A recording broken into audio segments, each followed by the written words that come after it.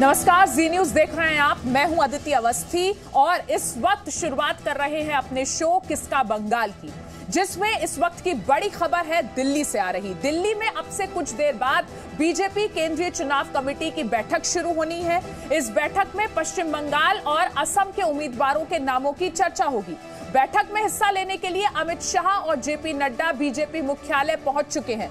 जो जानकारी मिल रही है उसके मुताबिक प्रधानमंत्री भी बैठक में शामिल हो सकते हैं। बैठक से पहले गृह मंत्री अमित शाह और प्रधानमंत्री मोदी के बीच मुलाकात भी हुई थी। तो इस अहम बैठक पर हर किसी की नजर है। तस्वीरों में आप देख सकते हैं एक एक करके बीजेपी के बड़े नेताओं के आने का सिलसिला शुरू हो चुका है। दिल्ली में अब से कुछ देर बाद ये बीजेपी केंद्रीय चुनाव कमेटी की बैठक होनी है। बैठक में शामिल होने के लिए गृह मंत्री अमित शाह, बीजेपी अध्यक्ष जेपी नड्डा पहुंच चुके हैं और इस बैठक में पश्चिम बंगाल और असम के उम्मीदवारों के नामों पर चर्चा होनी है। केंद्रीय चुनाव समिति की शुरू होगी। तमाम राज्यों जहां पर चुनाव होने हैं उसके और इस बीच पश्चिम बंगाल में टीएमसी के एक विधायक हमीदुल रहमान ने टीएमसी छोड़ने वाले नेताओं और वोटरों को धमकी दी है। यह भी बहुत अहम खबर है। हमीदुल रहमान ने कहा है कि अगर टीएमसी को वोट नहीं दिया तो चुनाव के बाद वो देख लेंगे। बीजेपी ने इसकी शिकायत चुनाव आयोग से की है। विधायक ने क्या कहा, सबसे पहले आप वो सुनिए। सीपीएम कांग्रेस बीजेपी দেখে নাই সবারই বাড়িতে ছোঁয়া লেগেছে দিদি যারা বেইমানি করবে ইলেকশনের পরে তাদের সঙ্গে দেখা হবে। যাদের লবণ খায় তার কিন্তু বেইমানি করতে নেই, নিমক হারামি করতে নেই। যারা যারা দিদির হাত লেগেছে ছোঁয়া লেগেছে দিদি টিএমসি দেখে নাই খেলা হবে আমাদের এই মন্দির সঙ্গে খেলা হবে আমাদের। আমরা আগামী দিন और दिल्ली में बीजेपी केंद्रीय चुनाव कमेटी की जो बैठक शुरू होनी है उससे जुड़े अपडेट्स देने के लिए मेरे साथ मेरे सहयोगी रविंद्र जुड़ गए हैं। रविंद्र, बैठक में बड़े नेताओं का पहुंचना शुरू हो चुका है। कुछ ही देर में बैठक शुरू होगी और पश्चिम बंगाल और असम के उम्मीदवारों के नामों पर चर्चा होनी संभव है। तो जाहिर तौर पर बहुत ही अहम ये बैठक है।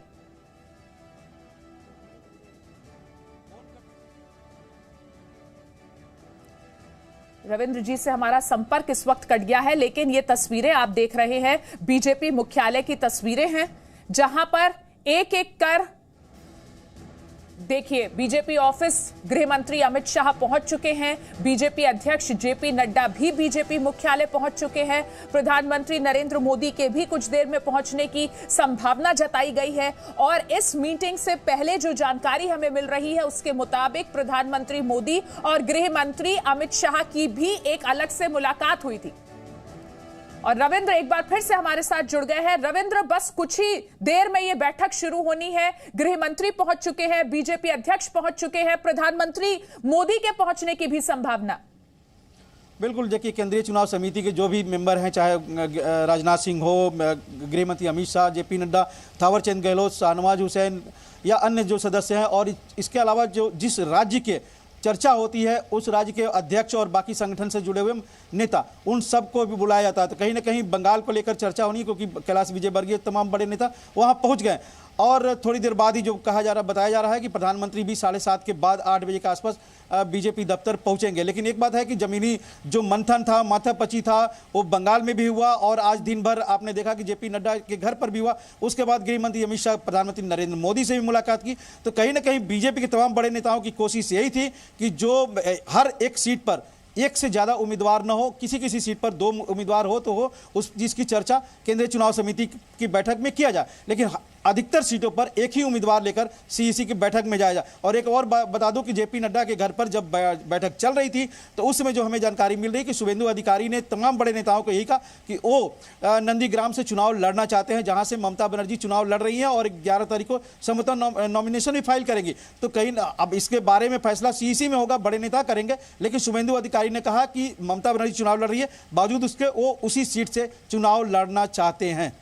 जी रविंद्र, हमारे साथ कोलकाता से पूजा भी जुड़ी हैं। तो दिल्ली में केंद्रीय चुनाव कमेटी की बैठक शुरू होनी है कुछ ही मिनटों में और कोलकाता में इस वक्त इसको लेकर बहुत ज्यादा एक नर्वसनेस भी होगी। बिल्कुल अदिति, आपको बता दें क्योंकि टिकट डिस्ट्रीब्यूशन पर सबकी निगाहें हैं, क्योंकि सिर्फ चुनाव जीतना ही यहाँ पर मोटिव नहीं है, लेकिन हाल ही में हमने देखा है तृणमूल कांग्रेस के कई ऐसे नेताओं ने तृणमूल कांग्रेस छोड़ बीजेपी में शामिल हुए हैं। तो कुछ टर्नकोट नेता जो हैं, जो काफी पॉपुलर चेहरे थे तृणमूल कांग्रेस के, चाहे शुवेंदु अधिकारी हो, राजीव बनर्जी हो, उनको टिकट जो है वो देनी होगी। लेकिन कहीं ना कहीं इस बात का भी ध्यान रखा जाएगा कि जो तृणमूल से नेता आए हैं पार्टी में और उनको जो टिकटें दी जाएगी, जो ओल्ड गार्ड है, वहां के जो पुराने बीजेपी के नेता हैं, वो कहीं अपसेट नहीं हो जाए और आने वाले चुनाव में मुश्किलें ना पैदा हो, इस बात का भी ध्यान रखा जाएगा। जी जी, पूजा आपको यहाँ रोकूंगी, ये बहुत अहम बात आपने कही। रविंद्र, ये जो बात पूजा कह रही है, ये जो सामंजस्य बिठाना होगा कि आपकी पार्टी में जो टीएमसी से नेता आए हैं, आपको उन्हें भी खुश करना है, लेकिन आपको इस बात का भी ध्यान रखना है कि जो आपकी पार्टी में पहले से लोग रहे हैं उनको भी नाराज ना करें। तो बहुत ज्यादा मशक्कत के बाद ये लिस्ट तैयार होगी। बिल्कुल, देखिए बीजेपी के वहाँ 3 विधायक थे और 294 सीटों पर चुनाव लड़नी है, जिसमें कई सीटों पर अब टीएमसी के या तो पूर्व विधायक हैं या पूर्व मेयर हैं या मौजूदा विधायक जिन्होंने इस्तीफा देकर आए हैं।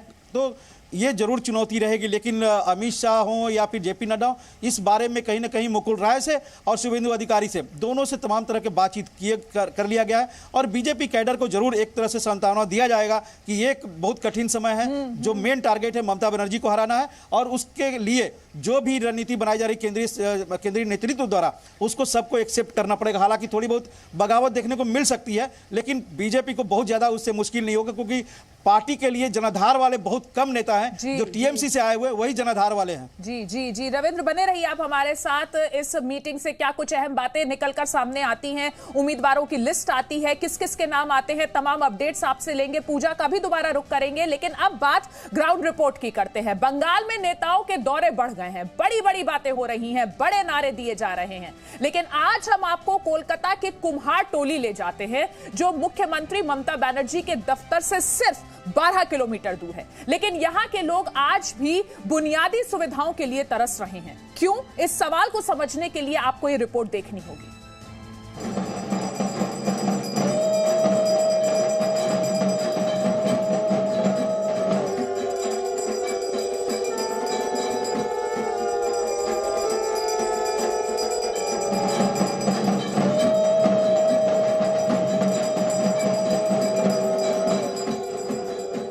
बंगाल की दुर्गा पूजा सिर्फ हिंदुस्तान में ही नहीं, पूरी दुनिया में मशहूर है।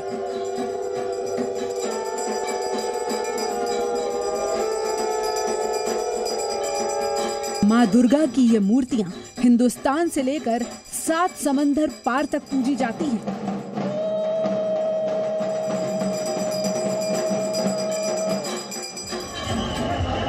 बंगाल में चुनाव के इस मौसम में दुर्गा पूजा की भी खूब चर्चा हो रही है। बंगाल की दुर्गा पूजा भारत की इस पूर्णता को एक नई चमक देती है, नए रंग देती है, नए श्रृंगार देती है। तो यहाँ की सरकार ने मुहर्रम के जुलूस को तो अनुमति दी, लेकिन दुर्गा पूजा के पंडालों में प्रतिबंध लगा दिया था। ये भारत की आस्था के साथ खिलवाड़ है। लेकिन जिन मूर्तियों में हम भगवान देखते हैं, जिन मूर्तियों को हम पूजते हैं, उन मूर्तियों को आकार देने वालों के बारे में कोई क्यों नहीं सोचता?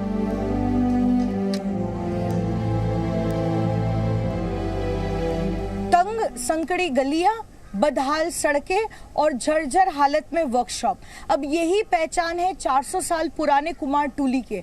कुमार टोली ये हब है जहां पर देश विदेश से ऑर्डर्स आते हैं और मूर्तियां बनाई जाती हैं, क्योंकि बांग्ला भाषा में कहावत है 12 मासे 13 पार्बन, जिसका मतलब है कि पूरे साल के 12 महीनों में 13 यहाँ पर पूजाएं मनाई जाती हैं और ये सारी पूजा की मूर्तियां बनती हैं यहीं पर।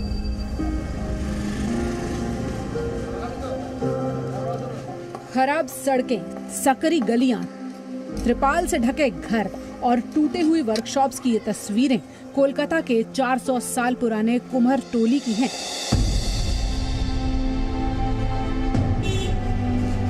मौजूदा वक्त में भले ही सरकार ने मूर्तियों के इस जन्म स्थान को भुला दिया है, लेकिन इस जगह का इतिहास गौरवमयी रहा है।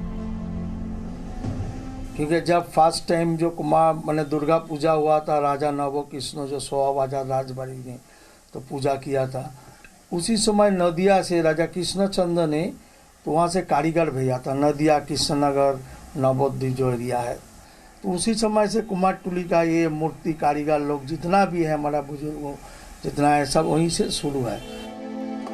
ऐसी ऐतिहासिक परंपरा के बाद भी आज कुम्हरटोली की हालत खराब है। 400 परिवार यहाँ बिना किसी मूलभूत सुविधाओं के रहते हैं।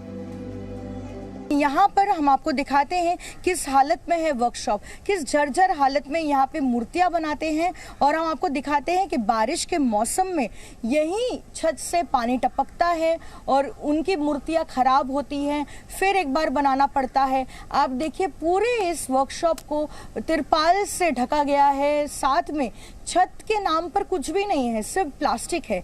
आज कुमारटुली का जो यह परिवेश है, जो इन्वायरमेंटल जो परिवेश जो है कुमारटुली का, तो पुराना ही रहेगा, इसमें कोई डेवलप हुआ नहीं। इस परिस्थिति में मूर्ति तो हम लोग का बनाना है ही, क्या करें, मजबूरन बनाना पड़ता है। ऐसे प्लास्टिक में झाँप के ऊपर प्लास्टिक लगा के, तिरपल लगा के, टीन लगा के, क्योंकि यहाँ को डेवलप हुआ नहीं, ना तो गवर्नमेंट का कोई ध्यान है, खाली यहाँ पॉलिटिक्स का राज चल रहा है। 70 साल का उम्र है।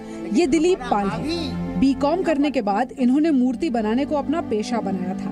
अब ये 70 वर्ष के हो चुके हैं, लेकिन 70 सालों में इन्होंने यहाँ कोई बदलाव नहीं देखा। हम लोग बीकॉम पास किया, उसका बाद हम ये मूर्ति लाइन में आ गया। तो हमारा जो ये मूर्ति का जो कारोबार है, इसमें कोई फायदा नहीं है, क्योंकि हमारा स्टॉक वैल्यू नहीं है। लेकिन हम 70 साल का उम्र का देखता है कि कुमारटुली का कोई डेवलप नहीं हुआ है। दिलीप पाल की निराशा ऐसे ही नहीं है, इसकी वजह भी है। वजह है ऐसी तस्वीरें जो सवाल करती हैं कि 10 साल की सत्ता में ममता बनर्जी ने कुम्हरटोली के लिए क्या किया।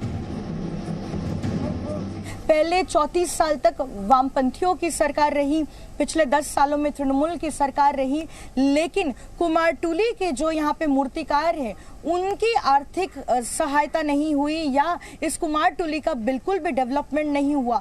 जिस हाल में पहले था, अभी भी कुमारटुली उसी हालत में है। यहाँ मूर्ति बनाने वाले कुम्हार भी व्यवस्था और सरकार से नाराज हैं। हालांकि चुनावी शोर में एक बार फिर इनकी उम्मीदें जगी हैं। नहीं, कोई कुछ नहीं बदला हुआ। देखो ना, फटा फटा हुआ है, प्लास्टिक लगा हुआ, ताबू लगा के काम करते हैं हम लोग। सरकार भी चाहता है तो सब भी देता सीखता है, वो भी तो देता है, किंतु माने कुछ मानुष नहीं पाया है। ऐसा नहीं है कि कुम्हरटोली बंगाल के सुदूर गांव का कोई इलाका है। ये उत्तर कोलकाता में स्थित है, जो मुख्यमंत्री ममता बनर्जी के दफ्तर से सिर्फ 12 से 15 किलोमीटर की दूरी पर है। लेकिन 10 सालों में यहाँ कुछ नहीं हुआ। यही नहीं, सवाल उन राजनीतिक दलों से भी है जो दुर्गा पूजा की बात तो करते हैं, लेकिन माँ दुर्गा की मूर्तियाँ बनाने वाले मूर्तिकार उनके एजेंडे में नहीं है। मई 2020 में बंगाल में अम्फन तूफान आया था, और उसके बाद अगर पीछे को छोड़ गया तो वो है बर्बादी का मंजर। तृणमूल कांग्रेस सरकार पर भ्रष्टाचार का आरोप लगा कि कई ऐसे इलाकों में जहां पर सबसे ज्यादा क्षति पहुंची है, वहां तक राज्य सरकार का कॉम्पनसेशन नहीं पहुंचा, और वहां पर कई ऐसे परिवार थे, पीड़ित परिवार, जिनको वो पैसा नहीं मिला। यहाँ कोलकाता के कुमारटुली में भी एक ऐसी ही छवि है। कोलकाता से कैमरा पर्सन देवाशीष बोटोबैल के साथ पूजा मेहता, जी मीडिया।